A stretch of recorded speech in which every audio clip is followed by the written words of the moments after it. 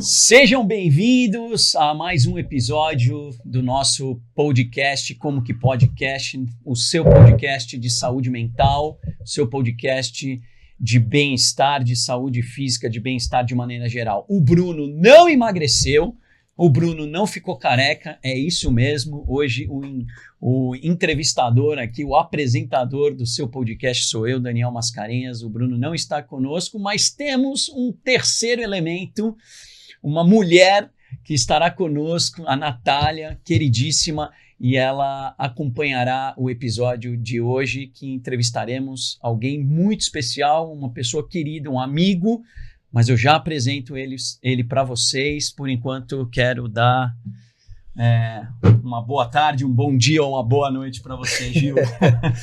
E aí? Dizer que alegria estar com vocês aqui na mesa, hoje em especial com a Natália, está aqui com a gente na mesa. E com o Betão, posso chamar você assim de Betão? Betão, nosso convidado especial. Uma alegria te receber aqui, obrigado, tá, por ter aceito o nosso convite. E eu tenho certeza que vocês aí que nos assistem, vai ser um programa de grande relevância. A gente vai poder desmistificar várias coisas aqui. Dentre elas, a gente vai falar um pouco mais de transtornos emocionais, o burnout. Fica com a gente até o fim. Natália. Natália. Bom, primeiro, obrigada. Bruno, espero estar te representando à altura. Prazer, Betão. E vamos nessa. Bora. Eu já fui host de um podcast, estava com saudade, me convidaram para ficar e eu já estou gostando. Uma alegria, obrigado por para dar equilíbrio na mesa aqui. Excelente. Uma mulher aqui na mesa, um host feminino. Obrigado, Natália. Bom, vou apresentar aqui rapidamente o nosso convidado, Roberto Luiz Kalbaiser, o Betão. Betão, meu amigo, trabalhamos juntos durante alguns anos na Ernst Young como consultores tributários. Setor tributário tem que ser maluco mesmo para trabalhar nesse manicômio, mas eu quero passar a bola para você, por favor. Betão, se apresenta. Obrigado pela tua vinda. Eu sei que você vem de longe e você aceitou o nosso convite. Acredito que vai ser um episódio muito especial. Eu que agradeço, Juliano, prazer te conhecer, prazer. A Masca, meu irmãozão, Natália, pude ver tua história, muito legal, estou bem contente em ter vindo e estou aqui para contribuir, cara. Eu acho que o tema é de extrema relevância. Começo já parabenizando vocês, vi alguns episódios, cara, tem tudo para ajudar muita gente. Eu acho que quando a gente tem um propósito, tudo acontece. Legal. Parabéns, viu? Legal. Betão, atualmente gerente tributário, Head of Tax da Copa Energia, né?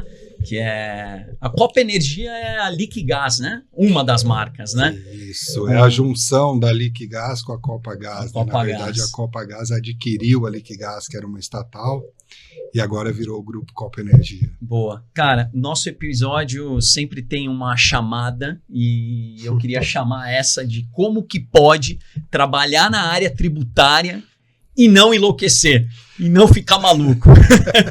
Mas antes de entrar nisso, eu queria que você contasse um pouquinho para nós a tua história. Da onde você veio, como que você começou, quando você começou. Conta um pouquinho da tua história até a área tributária, como que foi isso?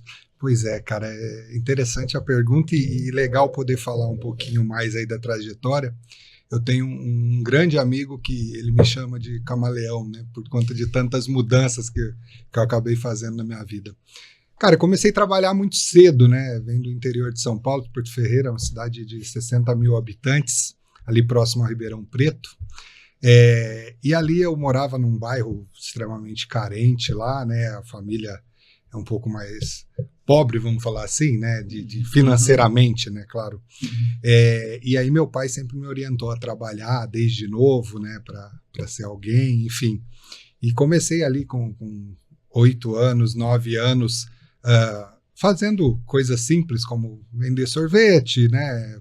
Picolé, geladinho, né? Coxinha, enfim, saía com a cestinha ali, o carrinho e fazia as minhas vendinhas ali para ter um trocadinho, né? E aí logo com 13 anos de idade, ali 12 para 13 anos, o meu pai conseguiu arrumar um emprego para mim numa empresa de imóveis lá da própria cidade, né? Foi até legal que a humildade assim do meu pai era muito bacana, eu levo isso para a vida, que ele falou, pô, você precisa trabalhar para você virar alguém na vida, né? Tem que buscar os seus interesses, e eu vou te colocar para trabalhar agora, e com essa idade não podia trabalhar, né? Mas eu vou colocar você para trabalhar e eu vou falar pro cara que não precisa nem te pagar, você vai trabalhar para aprender a trabalhar. E realmente ele fez isso. É claro que o empregador falou, não, eu vou pagar um pouquinho, mas... né? Vou pagar pro teu pai, não pois é, mas foi muito bom, aí fiz uma transição lá interna mesmo, numa outra indústria após 14 anos de idade, né? Só que aí tem um paralelo, né? Com 6 anos de idade, 7, o meu pai era um sonho dele e um sonho meu, né? Tentar a carreira no futebol. Então, com 6 anos de idade, comecei a jogar futebol ali em quadras, né? Ali na cidade. Tinha um clube da cidade profissional até pouco tempo, agora o clube fechou, né? Infelizmente, mas comecei a treinar ali, praticar o esporte, estudando e trabalhando ao mesmo tempo e fazendo tudo isso, e fui em busca desse sonho. Futebol de campo. E aí, segui trabalhando, meu pai nunca abdicou de eu trabalhar, então ele falava, não, tudo bem você ser jogador, você quer, mas o estudo e o trabalho não podem ficar de fora. Vamos fazer no paralelo, né? E aí eu fui jogando futebol, tudo, até que em um determinado momento da minha vida tomei a decisão de largar o trabalho, junto com meu pai, é claro, para investir no futebol. Ali tinha 16 para 17 anos.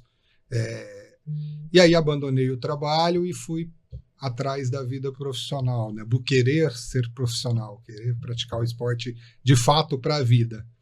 E aí fui para alguns lugares, mudanças de cidade sozinho, jogando, passando pelo esporte, vendo coisas que a gente não imagina. Quem foi profissional, quem jogou, quem é atleta, como o Juliano, tenho certeza que sabe do que eu estou falando, as dificuldades, que ajudam muito a gente crescer, ensina muito para a gente, molda o nosso caráter, acho que isso eu levo para a minha vida.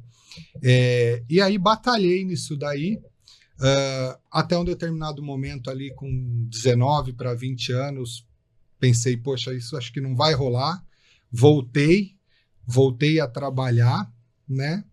E só que o futebol jogando amador, e aí aconteceu de acabar me profissionalizando no time da minha cidade. Chegou a ser jogador profissional. Joguei, cara. O sonho de ser profissional, lógico, todo mundo quer buscar a glória, quer buscar time grande, etc. Mas eu tinha um objetivo. O objetivo era ser profissional, independente do local. Acabou rolando, acabou acontecendo. Joguei um campeonato paulista da série D na época, né? Tinha essas classificações. Só que trabalhando ao mesmo tempo. Isso foi muito louco, porque... Mas, posso fazer uma pergunta? Claro. O jogo não era remunerado? Remunerado. Então era trabalho também. Era um trabalho também. Tinha que treinar. Eu trabalhava das 7 da manhã às 5 da tarde numa indústria de móveis no chão de fábrica, e eu treinava das 5h30 até às 6h30, 7 da noite, todos os dias, né? E finais de semana eu concentrava e jogava. Então era tudo jornada isso ao mesmo dupla. tempo. Exato. E aí depois acabou o futebol, não deu certo, enfim... Voltei a trabalhar no chão de fábrica ali, tudo normal, maravilha. Só que aí a minha esposa, ela teve um papel fundamental. Ela não era minha esposa ainda, ela era minha namorada, né? A gente, inclusive, tá junto até hoje. Cara, mas olha só, peraí, do futebol, tu chegou a jogar no juvenil do Palmeiras. Sim, quando eu vim para cá, quando eu larguei o trabalho, de fato, né, para ir no futebol, eu vim para cá, para São Paulo, que foi a primeira vez.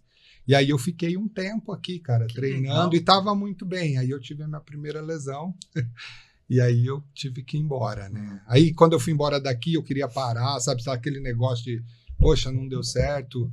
Mas aí meu pai, pô, vamos lá, não para não. Tombos, tropeços a gente tem, vamos em frente.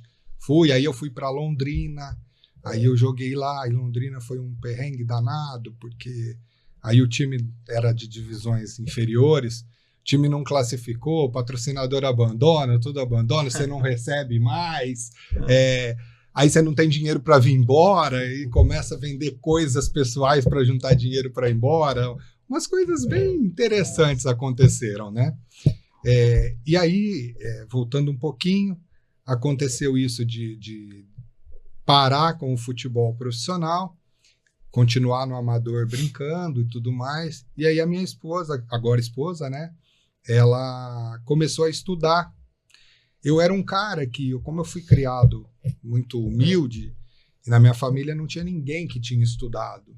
Sabe, assim, tinha a orientação de falar, poxa, ele é legal estudar e tal, mas está muito longe da gente, não é uma realidade. Era só ensino fundamental médio, Exato, mas exato. graduação era uma coisa muito distante. Era muito distante.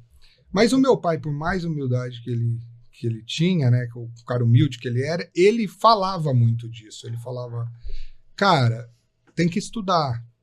A gente faz o sacrifício que for, mas você vai estudar, se não der certo o futebol. E aí, com a minha esposa, namorada na época, começou a estudar, tal, uma outra pegada, uma outra visão, ela começou a botar isso na minha cabeça.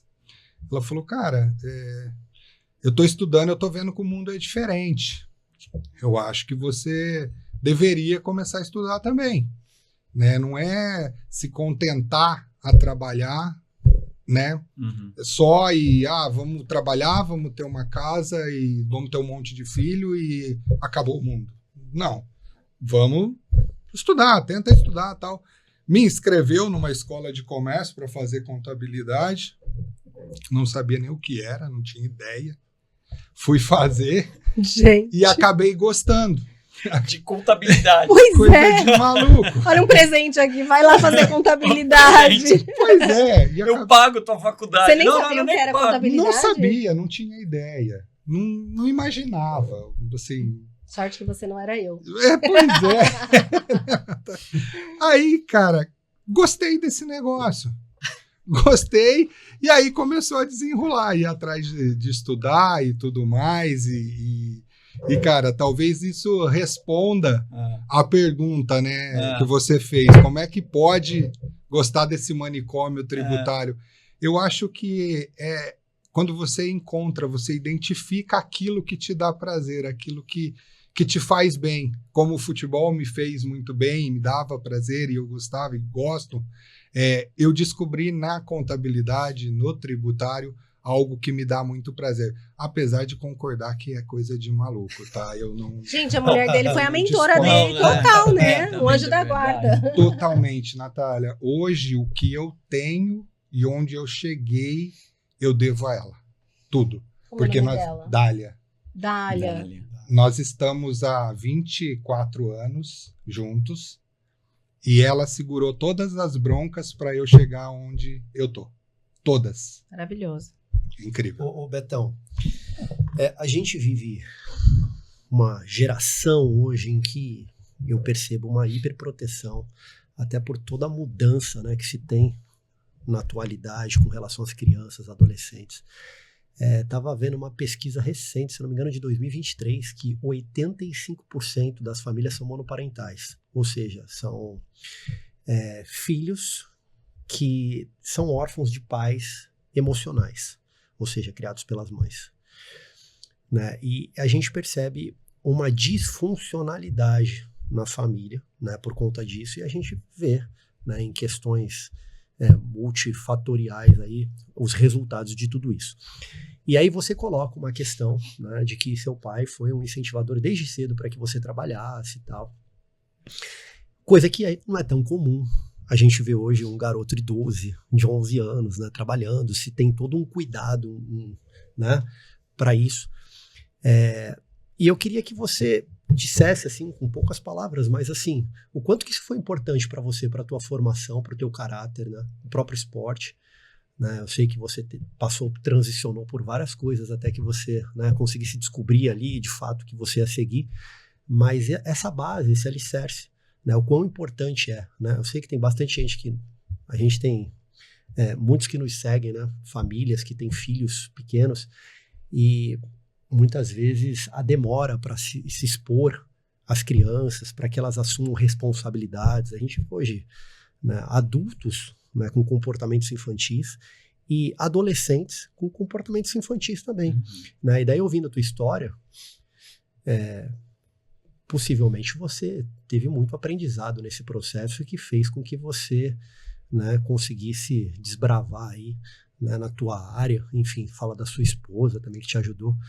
Mas o que você contribui essa tua passagem de tão cedo? Você acha que foi benéfico ou não? Tipo, acha que você tira proveitos disso?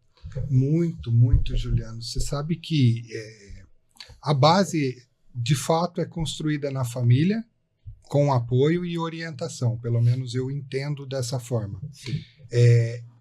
E o que eu vejo muito hoje é que a gente fala, pô, essa geração de agora, tal, né? As pessoas, a molecada mais nova, talvez não esteja tão interessada, tal. Mas aí é uma opinião pessoal, tá? Sim. Eu acredito que essa juventude, pessoal de agora, tá dessa forma porque os pais estão construindo isso. Concordo plenamente. Por que os pais estão construindo isso? E aí é um raciocínio meu, tá? Eu faço uma linha do tempo na minha história. Então, por exemplo, o meu avô, que aí eu cheguei a conhecer, né? Então eu vou falar do que eu vi e o que eu conheci. O meu avô, ele tratou o meu pai de determinada forma. Não estou falando certo ou errado. Sim, estou falando que era um tipo eram umas ferramentas que ele tinha. Exato. Então, era uma situação muito difícil. Eu via muita cobrança, eu via muita coisa que não é legal, que talvez não precisava ser da forma que era. Mas era daquela forma. O meu pai, ele me tratou não como o meu avô. Ele me tratou diferente, mantendo princípios e etc. A rigidez. Exato, certa rigidez e alguma coisa, mas tentando me dar condições melhores que o meu avô deu para ele. Sim. Consequentemente, eu não tenho filho por opção, minha esposa e eu, nós não temos, mas consequentemente eu vejo, e aí eu vejo por analogia a amigos de mesma idade, é que essas pessoas que têm filhos, elas tentam dar uma condição melhor do que a que ela teve. E às vezes escapa alguns princípios, algumas coisas que talvez não deveriam ser tão soltos. E, consequentemente, cada um vai tentando dar mais do que o anterior deu. Sim. E tornando a vida tudo mais fácil. Não que não deva ser fácil, mas...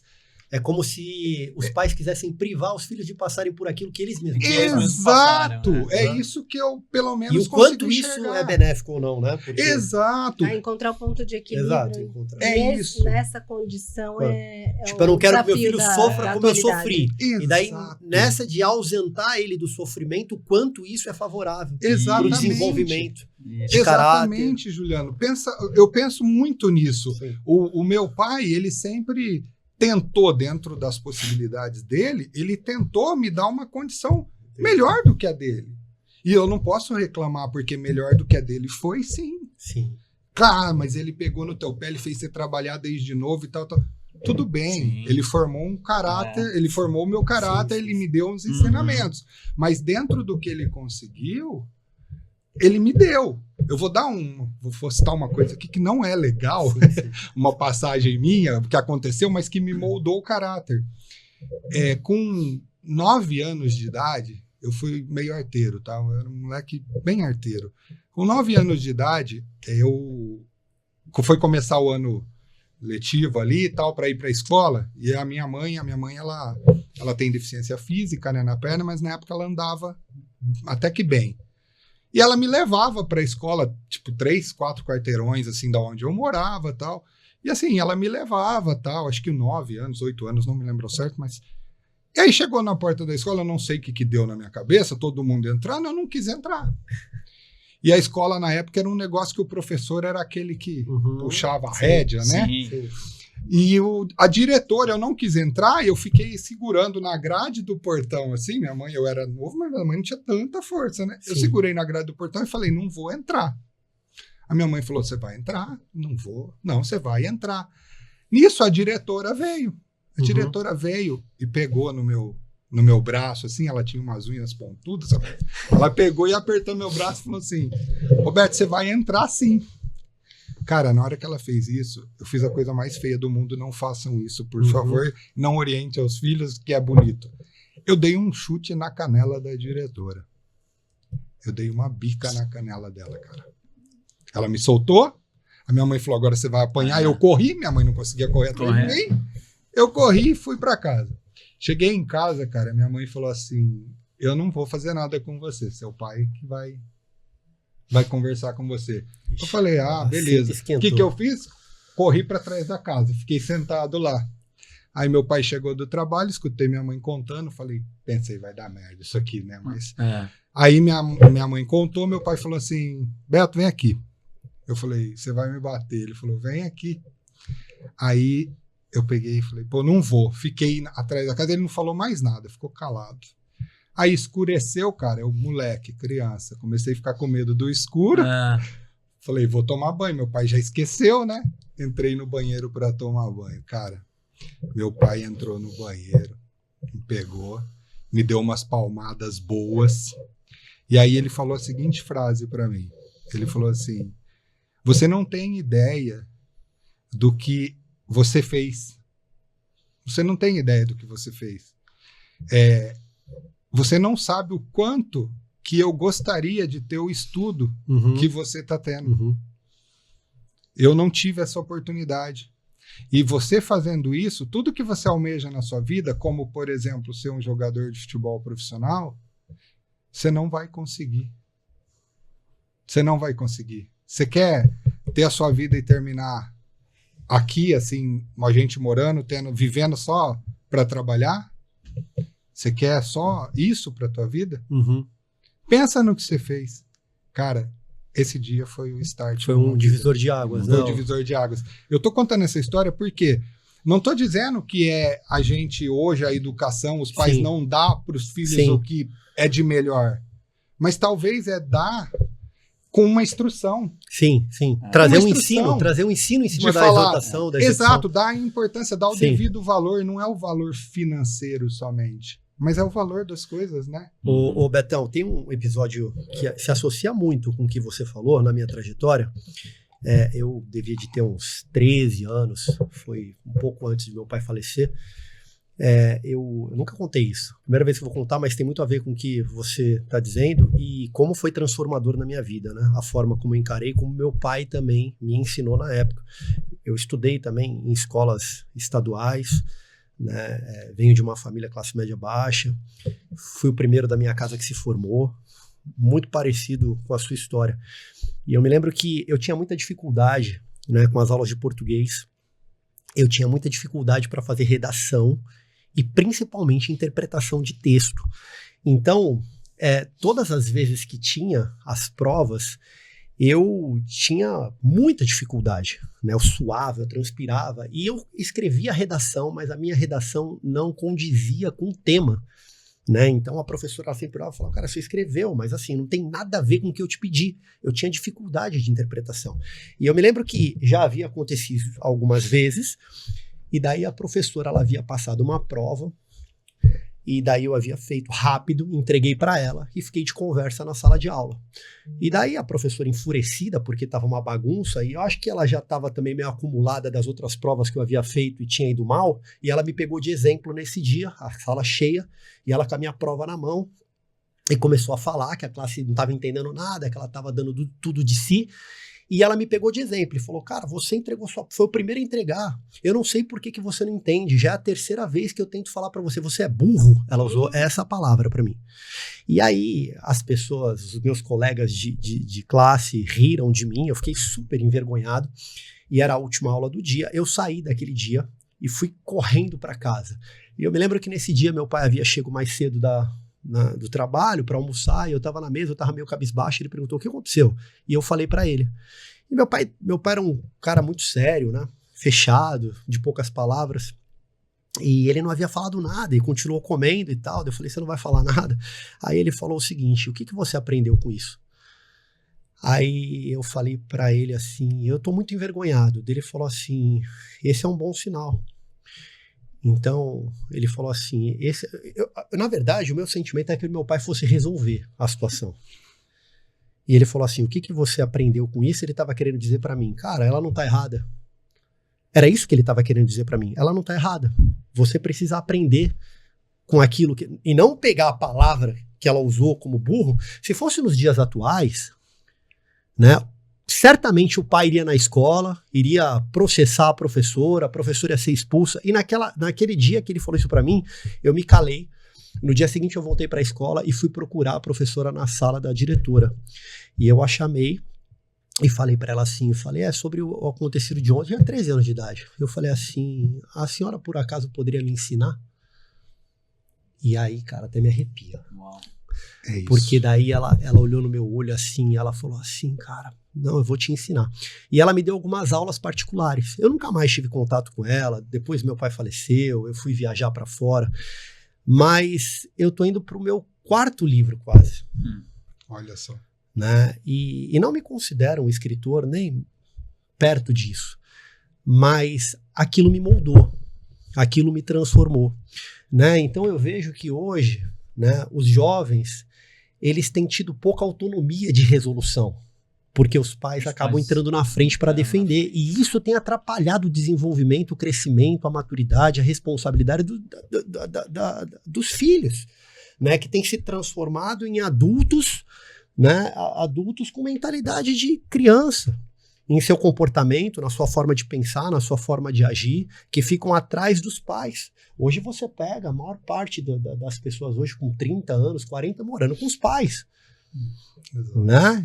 Tem se tornado como muito parecido com a sua história, porque se associa muito nisso, mas esse paradoxo, né, de como que era antigamente, como tem sido hoje.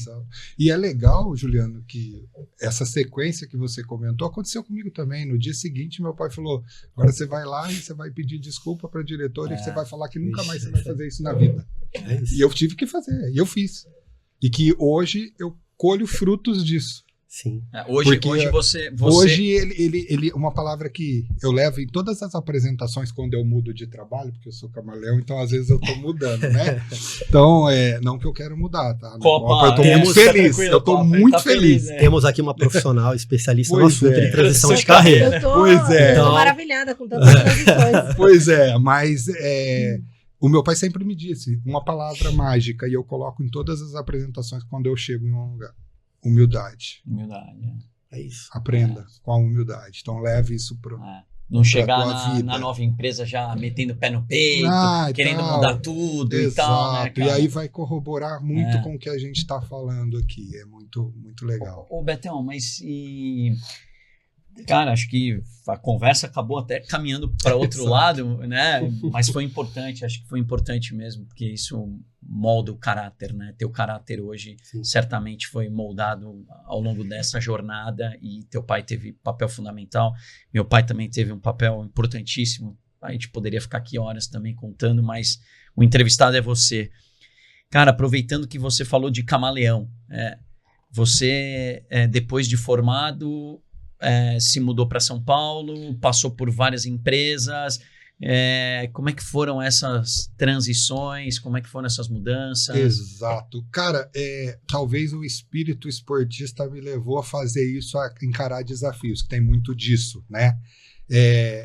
Logo depois que eu estudei, veio o desafio aqui que eu conheci na faculdade, as Big Four da vida, nunca tinha ouvido falar. Falei, cara, eu quero trabalhar nesse lugar. Eu vou trabalhar nesse lugar. E aí fiz uma prova, vim aqui para São Paulo. Só para o pessoal que está nos ouvindo, Big Four significa as 4 maiores empresas de auditoria do mundo. Que é a Price, a KPMG, a Deloitte e a Ernst Young, ou UI, enfim, como você quiser chamar. E aí ele só trabalhou em 3 dessas. Só trabalhou em 3 das 4. Trabalhei em 3 porque eu recusei uma da 4. Quando eu estava em Salvador, mas não aqui falando no sentido de me gabar, mas muito maluco essa coisa, sabe? E aí acho que tem muito... Gente, eu tô em choque. A primeira foi jogador.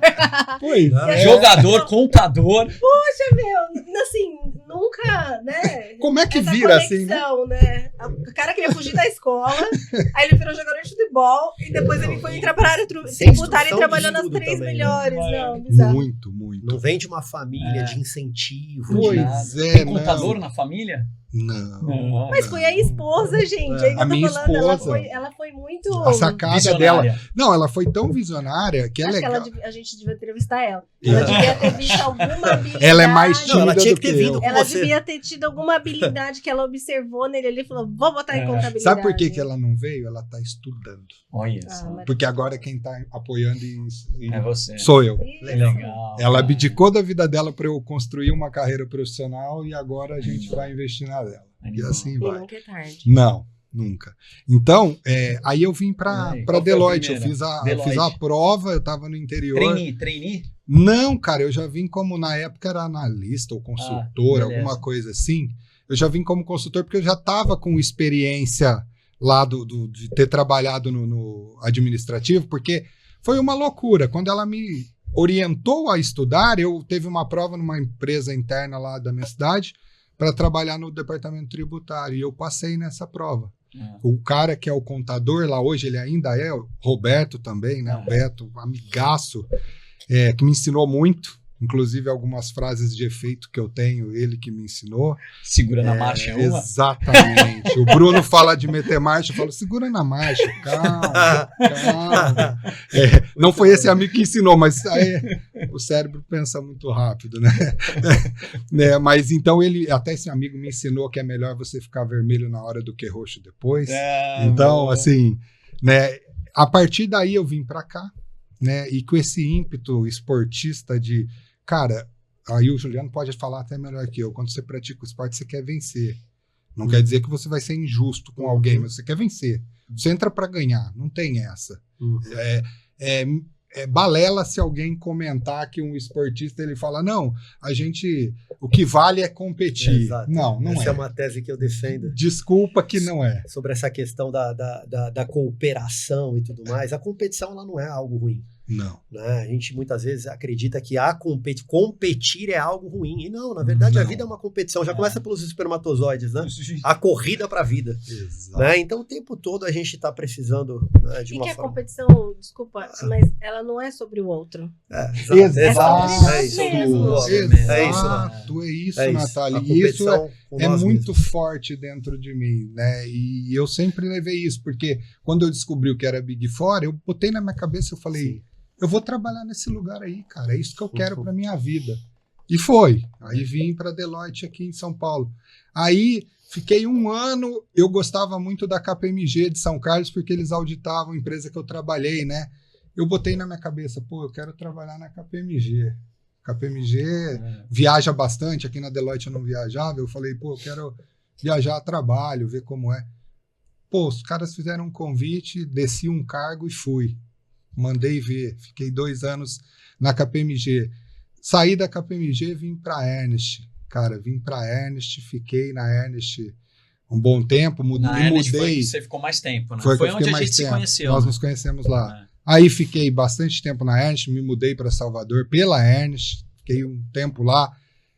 Foi um período distante da minha esposa, foi bem difícil, ela não quis ir. Inclusive, um dos motivos de eu ter voltado foi para voltar com ela, para ficar com ela, porque estava chegando no alto e quem me colocou lá vai ficar para trás, não dava, né? Só que por que eu estou contando isso? Porque o desejo de vencer me levou a fazer muita coisa maluca, né? O esportista, ele tem aquilo de ele sempre querer buscar excelência e mais, ele quer mais. Eu quero chegar lá, quero chegar lá na frente. Qual o próximo passo? Né? Qual o próximo passo? O que eu vou fazer agora? O cara vai lá, ganha um campeonato A, eu quero ganhar o B agora. Não, agora eu quero ser o melhor jogador.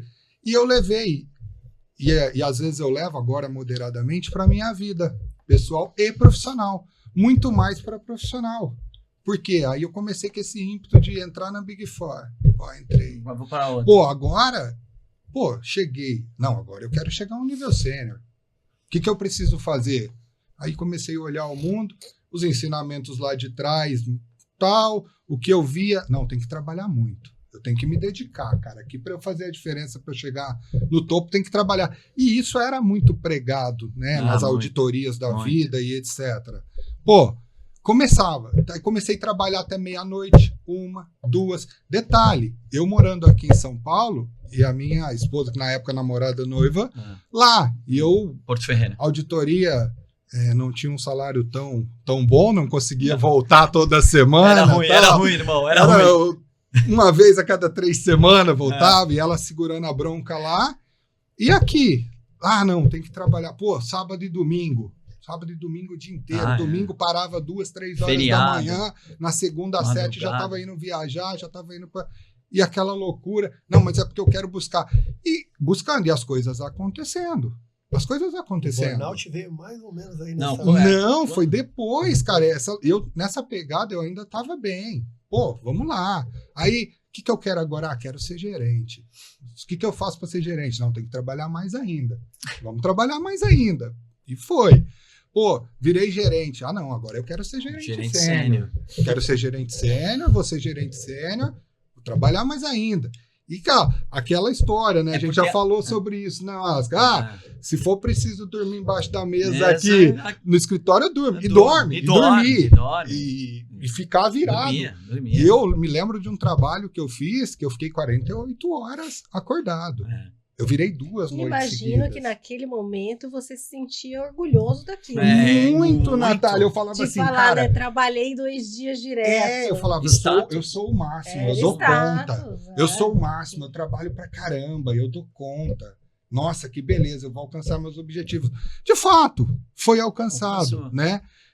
E aí, quando eu saí Como foi a transição? Porque a transição de consultoria para o mercado, ou seja, para o outro lado da mesa, né? Agora você vai ser o cliente.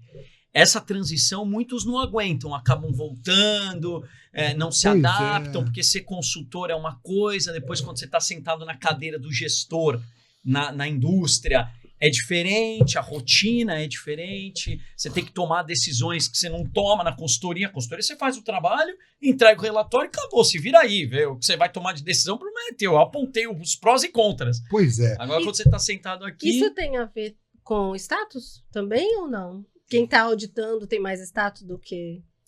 Olha... vende-se uma imagem, né? Vende-se uma imagem de que, poxa, o auditor é... No final, os problemas, as dificuldades são todas as mesmas, mas tem um charme. Tem um charme. Assim. Tem um charme. Tem um charme. Tem um charme. Tem um charme. Sim. Existe um status, tem um charme. Mas o charme sempre foi a Price. Eu não vou entrar em... na Price era... Porque na Price os caras trabalhavam de terno, gravata e tal. E nas outras consultorias era um pouco diferente. Tem um charme, mas sabe o que é legal? Desculpa, Juliana. Lembra que eu falei da palavra humildade? Isso pra mim nunca fez diferença. Eu nunca fiquei não era o que focado nisso. Você não almejava o status, você almejava o crescimento do que você poderia ter em benefício próprio. Exatamente. O meu ponto era esse. Tanto que quando eu saí da Ernest na transição para o Carrefour... Foi pro Carrefour, né? Foi pro Carrefour. Eu fui pro Carrefour supostamente descendo um grau que eu tinha. Eu tinha o status de gerente sênior e vim para gerente. Só que o que eu queria? Desafio. Eu saí de uma auditoria, consultoria, que as equipes eram ali 3 pessoas, 4, para pegar um time de 42. Uau.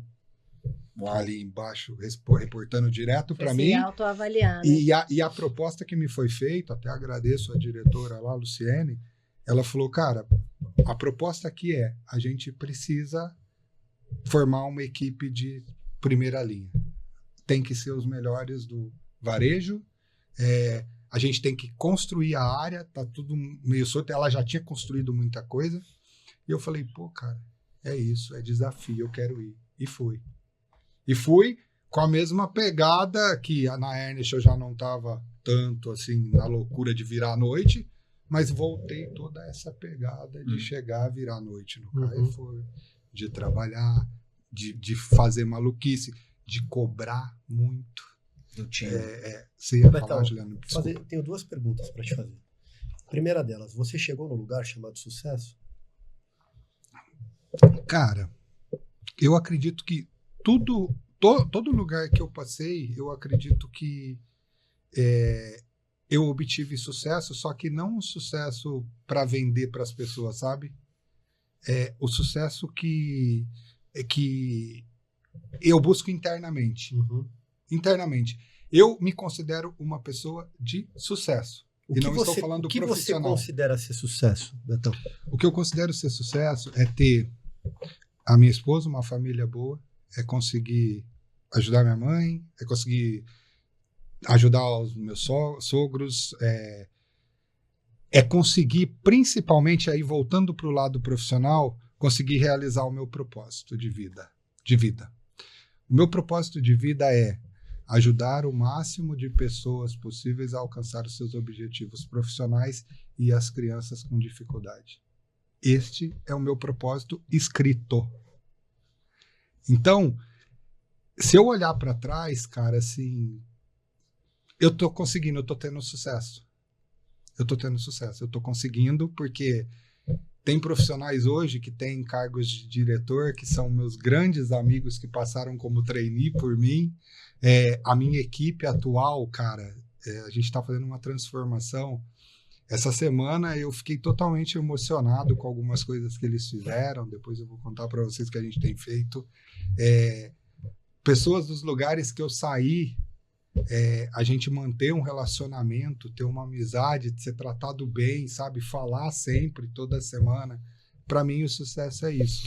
É interessante, né? Eu gosto de fazer esse tipo de pergunta, porque essa pergunta eu já me fiz muitas vezes, né? E na minha trajetória como esportista, nas inúmeras vezes que eu consegui subir em pódio, que era um objetivo central, eu descobri que aquele lugar não era o lugar principal, né? E durante muito tempo eu me questionava, porque eu sonhava por aquilo e quando eu estava lá em cima eu falava, é isso? Né? E eu fui descobrir que o que mais me aproxima do sucesso não é mostrar os troféus que eu ganhei, mas as cicatrizes que eu carrego. São elas que me conectam com as pessoas, ou seja, está muito mais ligado em estar com pessoas e dividir, em impartir as minhas experiências do que propriamente eu viver aquele lugar sozinho. Né? E daí você... E provavelmente é seu propósito, né? Você vê que tá ligado. Muito, cara, muito. Eu acho que sucesso é o propósito, é o seu propósito de vida, é o de cada um. Não acho que é status, não, para mim não materiais, é isso. Bens né? materiais, não. É individual. É que nem a ambição, né? Exato. Eu falo que o status, sucesso e a ambição depende de cada um. Exato. Né? A sua ambição pode ser, é isso, eu quero voltar para casa no final de semana, ficar tranquilo ali, fazer uma férias por ano com a minha família, conta paga, churrasquinho no final de semana. A tua ambição é essa. E tem gente que vai querer um Porsche na garagem, sucesso também. Tá tudo bem. Betão, mas para chegar nisso, nessa jornada, teve um momento...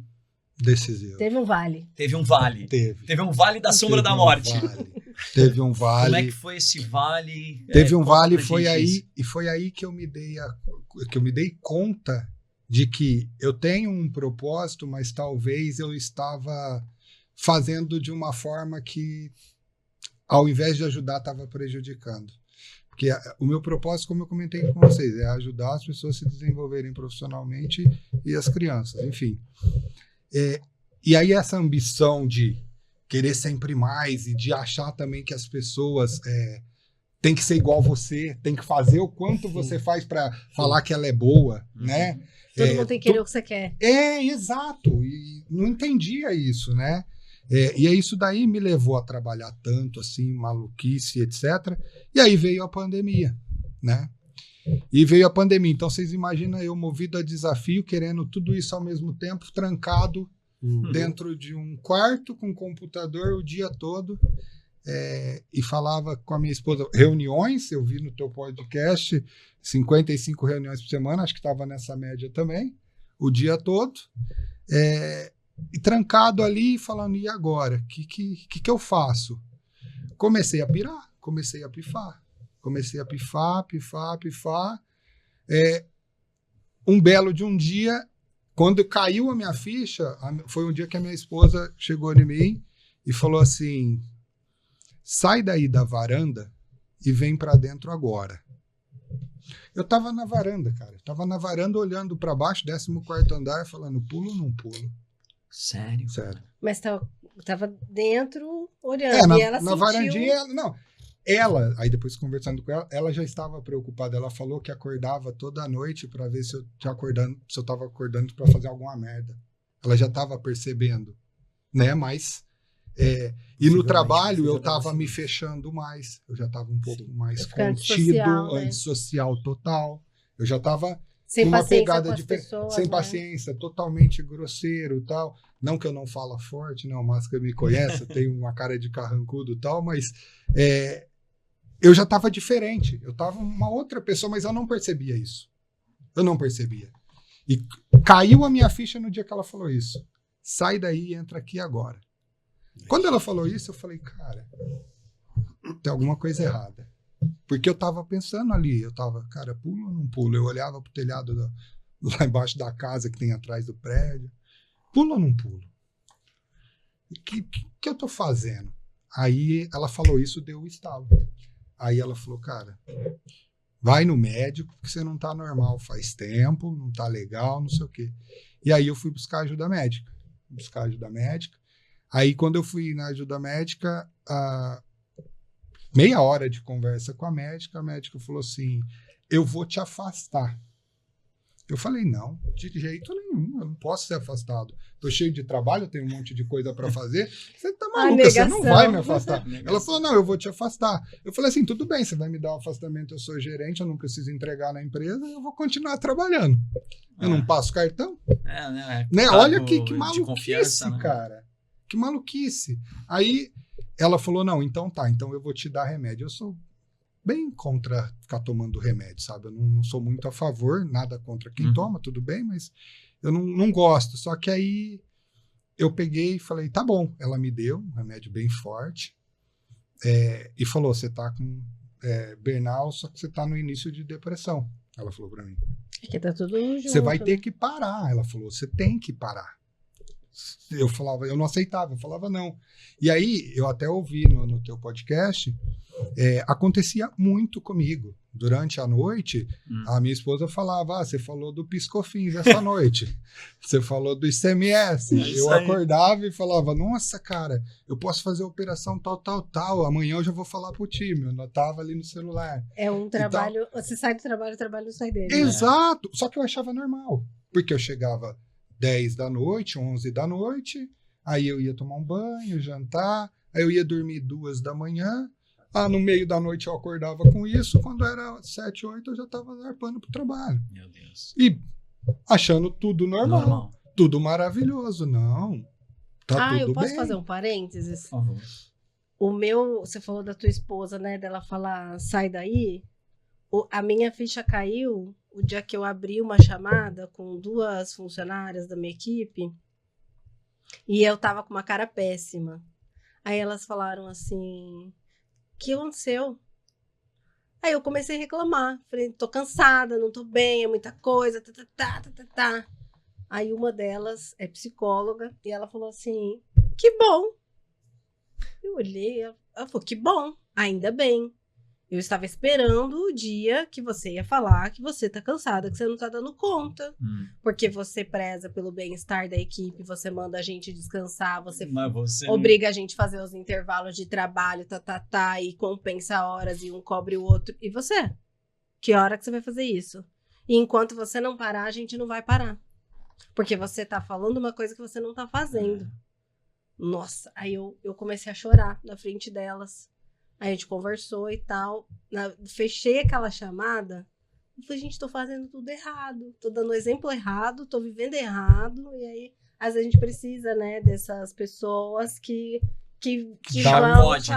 Dá um start na gente, né? Falou, pera, o que tá acontecendo, né? Sacode mesmo. E aí, cara, falei, tá, vou tomar o remédio então, já que eu tô com esse... caipira, né, do interior. Medo, né? Já que eu tô com esse tal de burnout, não sei, eu vou tomar o remédio, já passa e eu tá tudo bem. Olha a minha cabeça. Eu tava tão sem consciência do quanto isso é sério. Tipo, vou tomar, vai parar, não, se vai sair. Gastrite, você toma remédio da gastrite. Mas se é da doença mental, você não vai tomar remédio, porque existe um preconceito, né? E na minha cabeça era assim, que burnout, o quê? é frescura. Eu juro, eu pensava isso, cara, isso é frescura. Que depressão, isso é frescura. Sim, sim. A minha cabeça era assim, cara, de verdade, sendo Mas muito é porque honesto. a gente foi construída assim, a sociedade foi olhando doença mental como gente louca, com preconceito. Exato. Né? Não O tratamento isso, médico, vai ficar dependente. Não, isso. né? E aí, o que eu fiz? Fui tomar remédio, cara. E Aí a minha passagem é muito legal, né? Porque eu fui tomar remédio, eu tomei remédio 2 semanas, assentou. Cara, chegava do trabalho tranquilo, leve, tomava banho, jantava, dormia a noite inteira. né? O que eu fiz?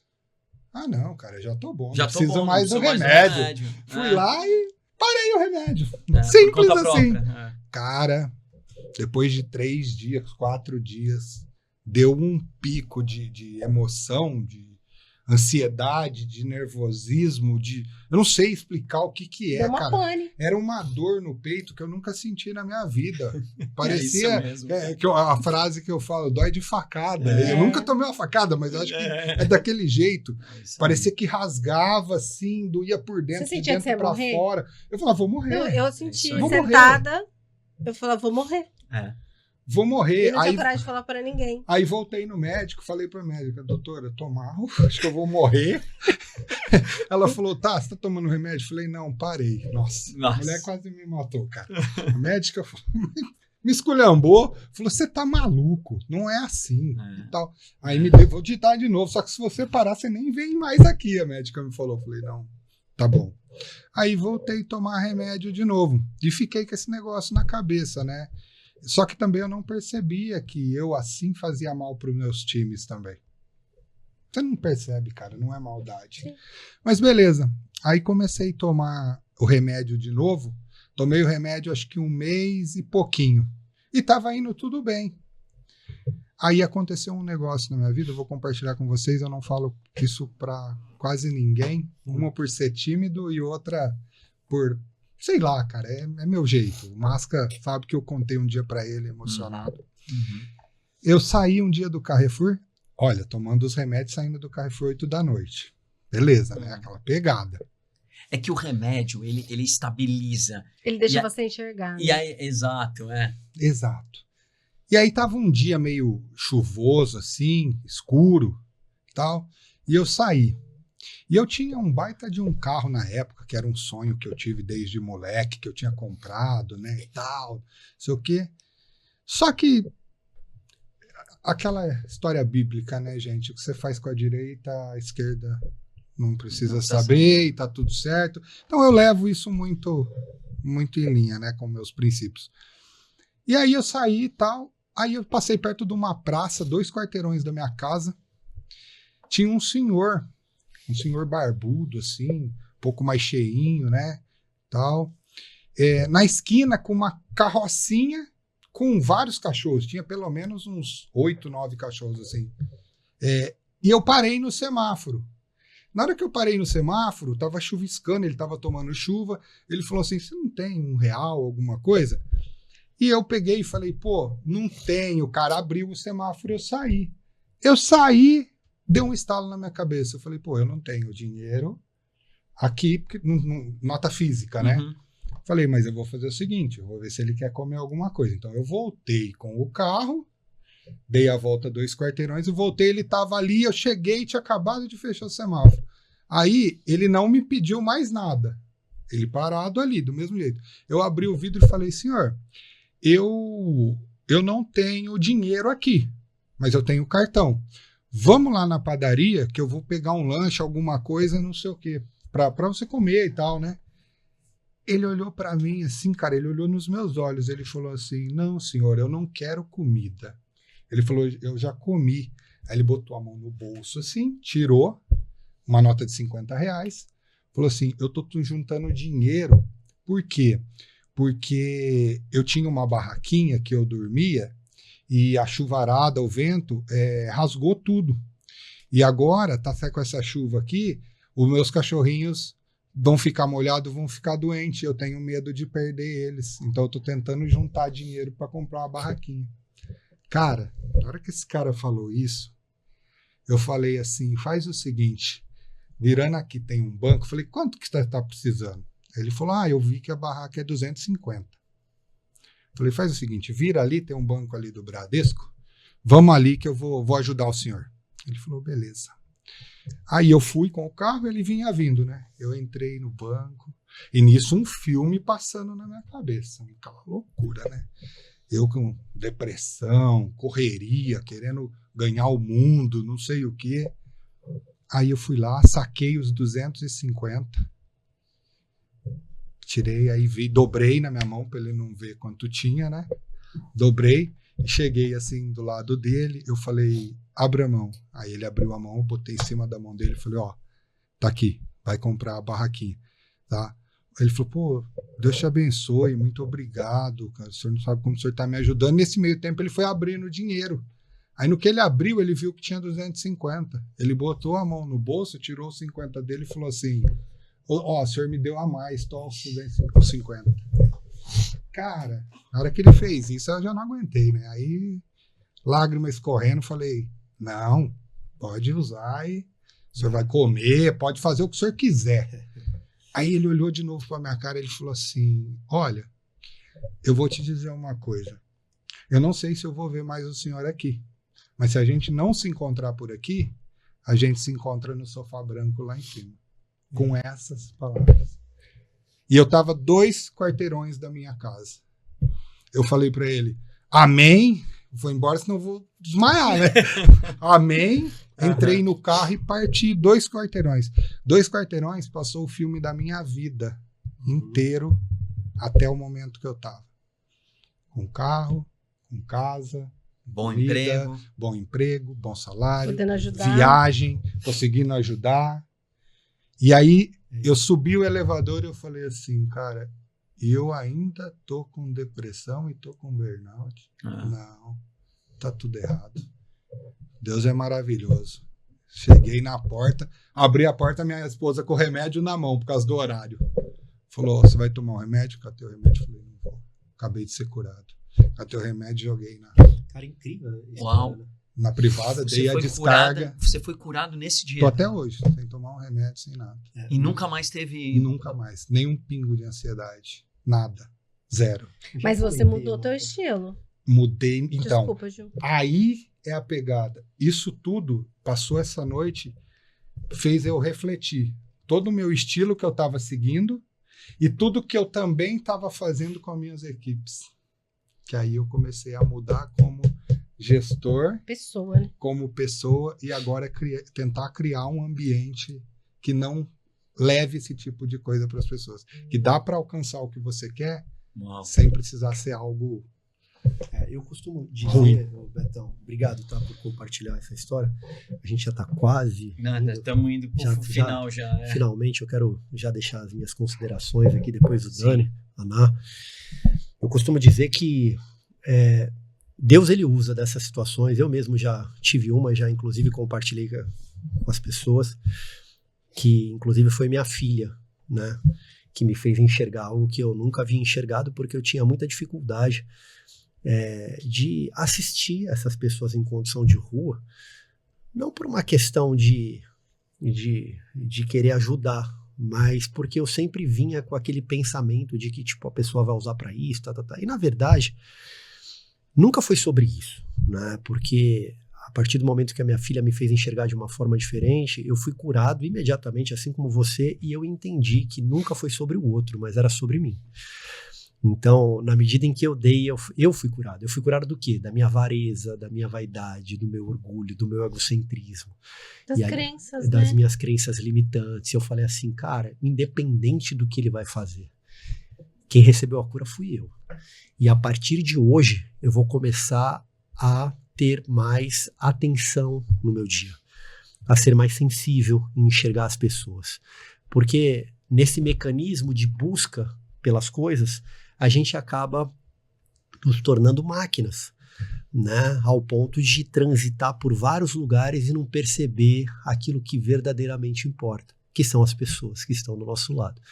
Né? Então, obrigado por ter compartilhado mais uma vez, reafirma, né, a importância de nós nos atentarmos ao simples, ao óbvio, né, a perceber as pessoas, porque sempre haverão pessoas que precisam mais de nós em situações piores do que a gente, né? E você recebeu a sua cura, né? E que isso sirva não só de combustível para que você continue a sua jornada, né, o seu propósito ajudando pessoas, mas para que aqueles que nos assistem também possam enxergar esse teu testemunho como, né, um caminho, né, de mudança, de percepção, de sensibilidade, né, e que a gente possa parar, né, que a gente possa parar para poder se enxergar, para ouvir as pessoas, para olhar as coisas simples e as coisas importantes que não estão nas coisas,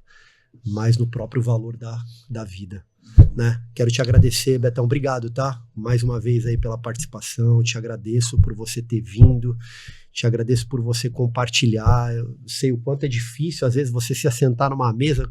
Você conhece o Masca, mas eu sou, né, uma pessoa nova para você, a Natália, e mesmo assim você conseguir impartir.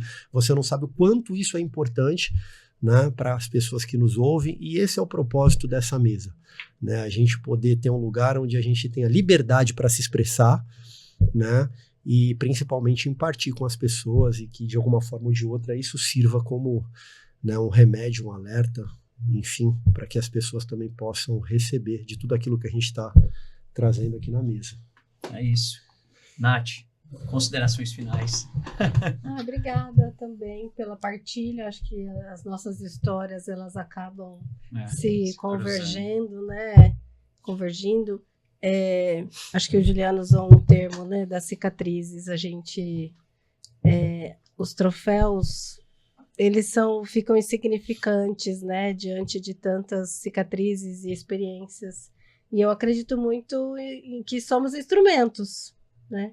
Então, papéis de liderança, influência, né? Acho que todos aqui exercem dentro do seu micro ou macro contexto. E eu acredito muito nisso, né? A gente sofreu essas cicatrizes para transformar a vida de outras pessoas que convivem com a gente e fazer com que a vida delas seja um pouco melhor. E que bom, fico feliz, triste por ter passado, né? Por termos passado por dores tão parecidas, mas feliz que também você tenha olhado para as pessoas, para você primeiro, né? Para olhar para as pessoas de uma forma diferente, acolhedora, e de saber que tem mais uma liderança no mercado com esse propósito de chegar ao resultado sem ter que dormir na mesa e sem ter que sangrar, né? Acho que chegar no resultado coletivo é muito mais prazeroso. Parabéns mesmo pela sua história, pela tua vida. Obrigada pela oportunidade. É isso. Betão, te agradecer. Obrigado por ter vindo. Obrigado, Nath, por ter abrilhantado esse episódio com a tua presença. Obrigada a vocês. Obrigado, Gil, mais uma vez. Estamos juntos aqui. Uma coisa que você falou e me marcou, e é algo que eu levo também para minha vida. Sucesso é cumprir o meu propósito. Não é aquisição de bens materiais, não é viajar uma vez por ano para o exterior, mas é eu estar cumprindo o meu propósito de vida. Não estamos aqui para só ter um bom emprego, só para ter uma boa casa, um bom carro, mas deixarmos um legado nas pessoas. Legado não é aquilo que você deixa. Legado é quem você deixa. É deixar a sua história, deixar a sua marca nas pessoas, as pessoas sendo transformadas, é você jorrando vida nas pessoas. E a gente vê isso muito no ambiente corporativo. Eu gosto de usar a questão das rosas. Acho que você viu uma palestra minha, as pessoas chegam como rosas caídas, mortas, sem vida, e nós precisamos dar vida a essas pessoas. E acredito que você tem cumprido bem esse propósito.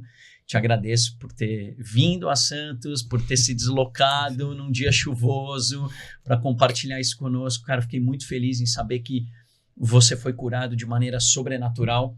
Muitos precisam passar por um processo, Sim. passar por anos de tratamento, passar por terapia, psicólogo, que está tudo bem, né? Eu precisei passar por isso, mas fico feliz de ver que de maneira sobrenatural, um evento específico, que eu creio poderosamente que foi Deus que mandou aquela pessoa ali para te trazer essa cura, e que hoje você está bem, recuperado, e que continua cumprindo o teu propósito e jorrando vida aí para as pessoas. Cara, muito obrigado. Deixa uma mensagem para as pessoas que estão nos ouvindo, que eventualmente passam por isso, como que elas podem superar essas situações emocionais também. Não, legal.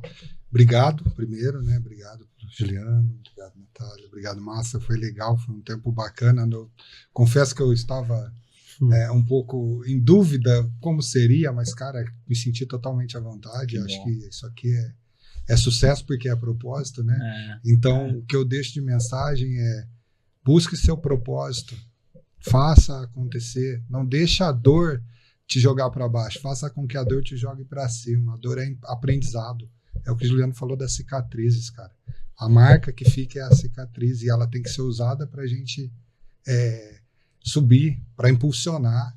Meu pai mesmo me falava: cara, a gente às vezes está caindo num buraco, mas o buraco não é sem fundo. Vai chegar um momento que tem o fundo, e a hora que você estiver no fundo, você tem que saber que tem uma mola lá. Bate, pula e sobe, e vai. Vamos para cima, gente. Tem essas dificuldades, todo mundo tem dificuldade, mas basta acreditar primeiro em Deus, sabe? Deus faz milagre. E segundo, em você mesmo.